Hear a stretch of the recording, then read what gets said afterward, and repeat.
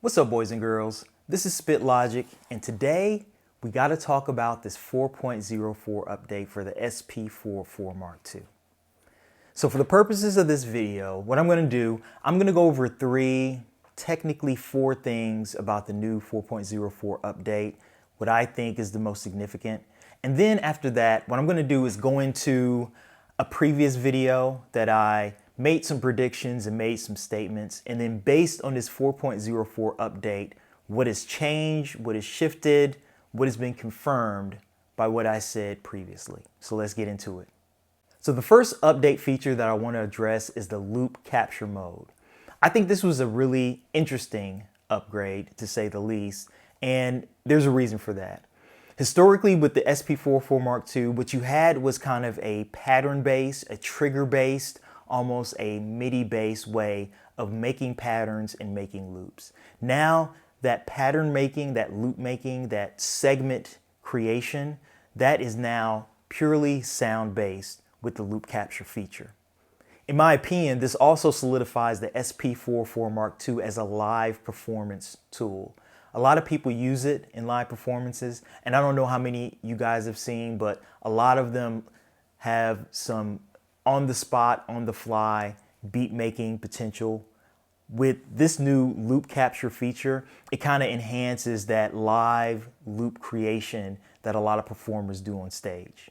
I also think the shift is very significant just because there are other features which we'll get into going forward, but essentially as the audio community turns towards this stem feature, this stem capability, kind of going into that loop capture feature, what it does is allows you to layer different parts of audio at one time. And it would make me think Roland is probably in the process of creating some sort of stem technology so that you can, in the same way that you can separate different pads and different portions in the pattern, you should be able to do the same thing with your audio, no matter how it's layered. The second thing that I really want to touch on is the sound generator. I think this is an unexpected update. I wasn't expecting the SP-404 Mark II to essentially turn into a synthesizer.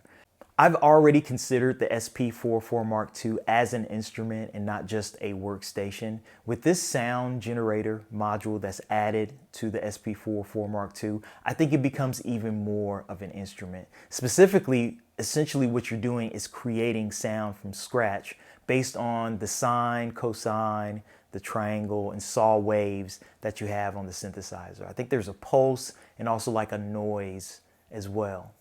I think this opens up a lot of possibilities creatively, especially when you talk about creating different types of pads and different types of keys. What you can end up doing with those different effects that are on the SP-404 Mark II, you can generate almost any kind of sound, almost any kind of soundscape that you would like to do. I think there are some limitations to the sound generator. For one, when you export the sound and turn it into a pad, it doesn't capture the different layers of effects that you may have, so it still has the kind of raw waveform that's just exported as a pad.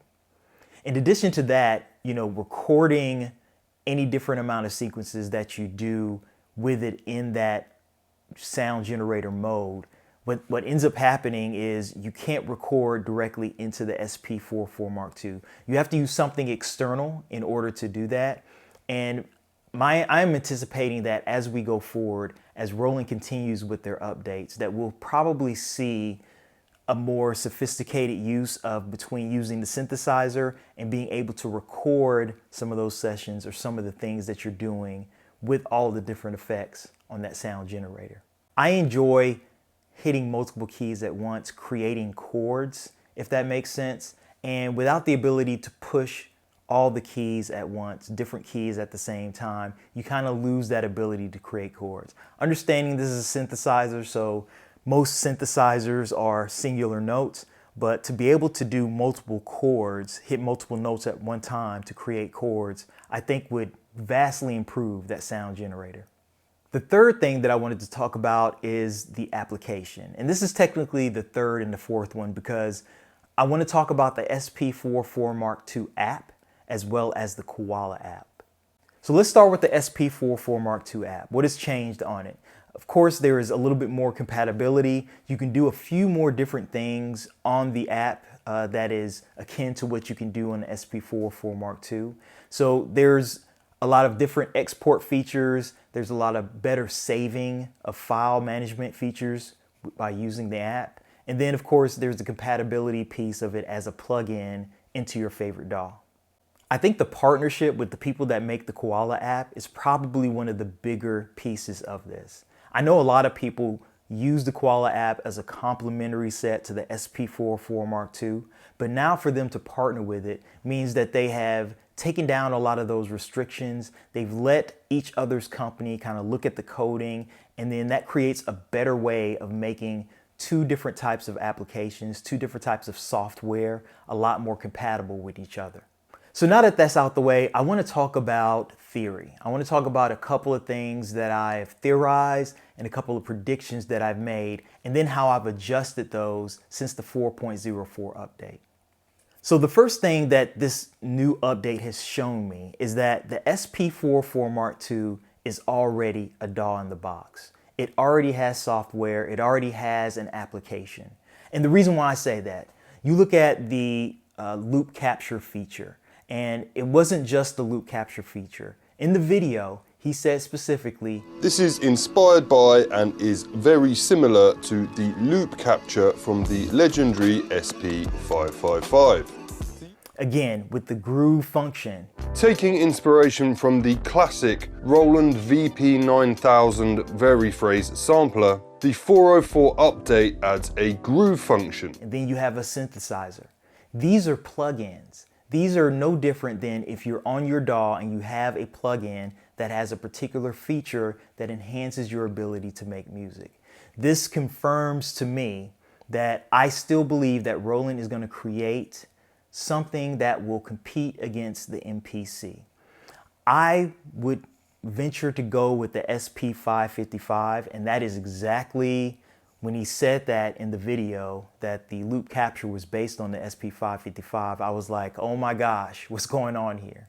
But just to be clear, I don't believe that the SP-555 is going to be something to replace the SP-404 Mark II. What I believe that Roland is going to do, and this is probably an adjustment that I'm making based on this 4.04 update, is that Roland is going to create kind of a tier system to assist with people based on how much interaction you want with a DAW going forward.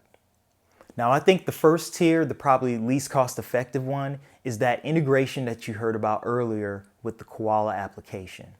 This is my theory.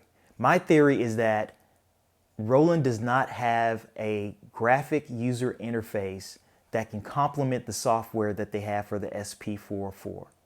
By them partnering with the people that made the Koala software, they now are going to use that as the GUI for their DAW in the box. And since it is something that people are already familiar with, especially those who are using it in complement to the SP-404 Mark II, they're going to do one of two things. So they're going to make kind of a dual type of situation where you're going to have the ability to plug your SP-404 Mark II into the computer and use the DAW there, as well as a mobile application that you can use it. So whether it remains in the Koala app or they convert that to the SP-404 Mark II application, you're going to have the ability to control your Mark II from either your computer or from a mobile device.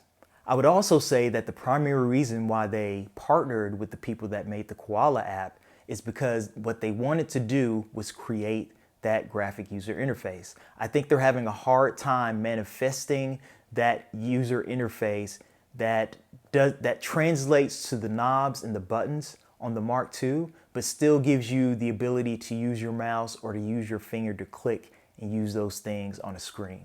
So that second tier interface, which I'm hoping for, is the docking station. An SP-404 Mark II docking station, and the docking station would have, a screen on one end and then additional buttons on the other end. That would be that second tier. It would end up being pricier than the first tier because you would have to purchase a whole new piece of equipment, but then it would be less expensive than the third tier, which would be the SP-555 Mark II.